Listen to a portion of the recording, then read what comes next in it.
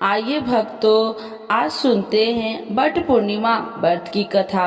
तो एक बार बोलिए प्रेम से शिव जी की जय, माता पार्वती की जय। कथा के अनुसार विवाहित महिलाओं के बीच अत्यधिक प्रचलित प्रकार से है। भद्र देश के एक राजा थे जिनका नाम अश्वपति था। भद्र देश के राजा अश्वपति के कोई संतान न थी। उन्होंने संतान की प्राप्ति के लिए मंत्र उच्चारण के साथ प्रतिदिन 1,00,000 आहुतियाँ दी। 18 वर्ष तक यह क्रम जारी रहा। इसके बाद सावित्री देवी ने प्रकट होकर वर दिया कि राजन, तुझे एक तेजस्वी कन्या पैदा होगी। सावित्री देवी की कृपा से जन्म लेने के कारण से कन्या का नाम सावित्री रखा गया। कन्या बड़ी होकर बेहद रूपमान हुई। योग्य वर न मिलने की वजह से सावित्री के पिता दुखी थे।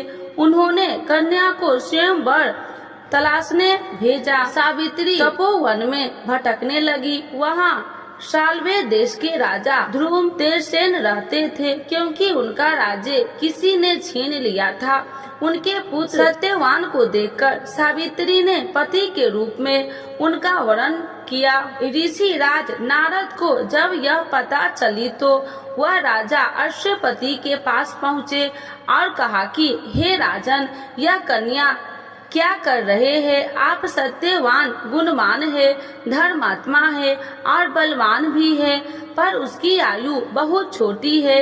वह अल्प आयु है। 1 वर्ष के बाद ही उसकी मृत्यु हो जाएगी। ऋषि राज नारद की बात सुनकर राजा अश्वपति घोर चिंता में डूब गए। सावित्री ने उनसे कारण पूछा तो राजा ने कहा, पुत्री, तुमने जिस राजकुमार को अपने वर के रूप में चुना है वह अल्प आयु है।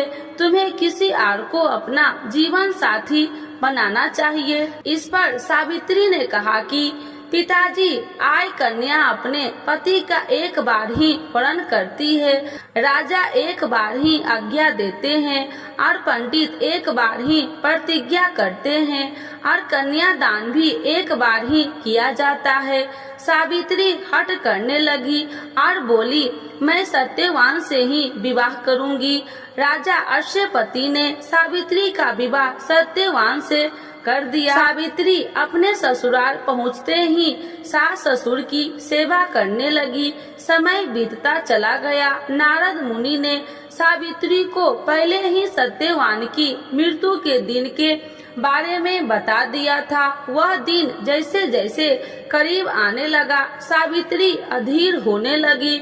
उन्होंने 3 दिन पहले से ही उपवास शुरू कर दिया। नारद मुनि द्वारा कथित निश्चित तिथि पर पितरों का पूजन किया। हर दिन की तरह सत्यवान उस दिन भी लकड़ी काटने जंगल चले गए। साथ में सावित्री भी गई। जंगल में पहुंचकर सत्यवान लकड़ी काटने के लिए एक पेड़ पर चढ़ गए। तभी उसके सिर में तेज दर्द होने लगा। दर्द से व्याकुल सत्यवान पेड़ से नीचे उतर गए। सावित्री अपना भविष्य समझ गई। सत्यवान के सिर को गोद में रखकर सावित्री सत्यवान का सिर सहलाने लगी। तभी वहाँ यमराज आते दिखे। यमराज अपने साथ सत्यवान को ले जाने लगे। सावित्री भी उनके पीछे पीछे चल पड़ी। यमराज ने सावित्री को समझाने की कोशिश की कि यही विधि का विधान है, लेकिन सावित्री नहीं मानी। सावित्री की निष्ठा और पति परायण को देखकर यमराज ने सावित्री से कहा कि हे देवी, तुम धन्य हो, तुम मुझसे कोई भी वरदान मांग। पहला वरदान। सावित्री ने कहा कि मेरे सास ससुर वनवासी और अंधे हैं, उन्हें आप दिव्य ज्योति प्रदान करें। यमराज ने कहा, ऐसा ही होगा, जाओ, अब तुम लौट जाओ। लेकिन सावित्री अपने पति सत्यवान के पीछे पीछे चलती रही। यमराज ने कहा, हे देवी, तुम वापस जाओ। सावित्री ने कहा, भगवान, मुझे अपने पति देव के पीछे पीछे चलने में कोई परेशानी नहीं है। पति के पीछे चलना मेरा कर्तव्य है। यह सुनकर उन्होंने फिर से उसे एक और वर मांगने के लिए कहा। दूसरा वरदान। सावित्री बोली, हमारे ससुर का राज्य छीन गया है, उसे पुनः वापस दिला दे। यमराज ने सावित्री को यह वरदान भी दे दिया और कहा, अब तुम लौट जाओ। लेकिन सावित्री पीछे पीछे चलती रही। यमराज ने सावित्री को तीसरा वरदान मांगने को कहा। इस पर सावित्री ने 100 संतान और सौभाग्य का वरदान मांगा। यमराज ने इसका वरदान भी सावित्री को दे दिया।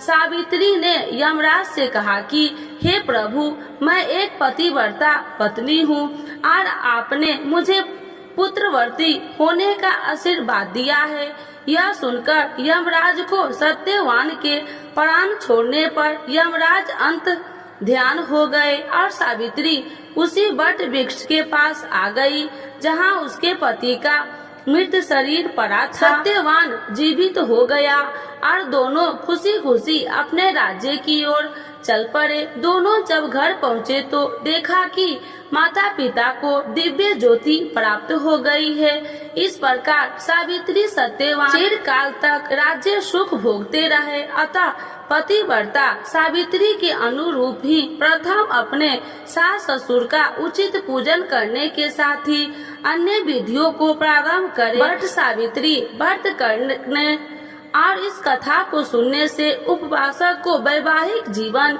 या जीवन साथी की आयु पर किसी प्रकार का कोई संकट आया भी हो तो वह टल जाता है। तो एक बार बोलिए प्रेम से शिव जी की जय, माता पार्वती की जय, सावित्री सत्यवान की जय। पूर्णिमा तिथि को भी रखा जाता है। आइए जानते हैं पौराणिक मान्यताओं के अनुसार इस दिन पतिव्रता सावित्री अपने पति सत्यवान के प्राण यमराज से वापस लेकर आ गई थी।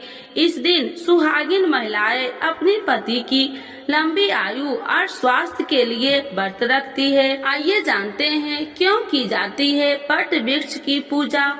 वट वृक्ष में त्रिदेव यानी ब्रह्मा, विष्णु और महेश का वास होता है। इसके साथ ही वट वृक्ष की इन शाखाओं को सावित्री का रूप माना जाता है। इसके अलावा तने में विष्णु जी, जड़ में ब्रह्मा जी और शाखाओं में शिव जी का वास होता है। ज्येष्ठ पूर्णिमा की वट सावित्री व्रत 2024 में कब है? हिंदी पंचांग के अनुसार ज्येष्ठ माह में 2 बार वट सावित्री व्रत रखा जाता है। हिंदू पंचांग के अनुसार ज्येष्ठ पूर्णिमा 21 जून 2024 को सुबह 7:31 से शुरू होकर 22 जून को सुबह 6:37 तक रहेगा। पूजा के समय सुबह 5:24 से लेकर सुबह के 10:38 तक रहेगा। वट सावित्री व्रत का महत्व पुराणों के अनुसार वट वृक्ष में ब्रह्मा, विष्णु और महेश तीनों देवताओं का वास होता है। इसके नीचे बैठकर पूजन व्रत कथा सुनने से सभी मनोकामनाएं पूरी होती है। भगवान बुद्ध और इसी वृक्ष के नीचे ज्ञान प्राप्त हुआ था। अतः वट वृक्ष को ज्ञान, निर्माण व दीर्घायु का पूरक माना गया है। ऐसी मान्यता है कि यह व्रत सुहागन स्त्रियों के लिए बहुत ज्यादा महत्वपूर्ण होता है।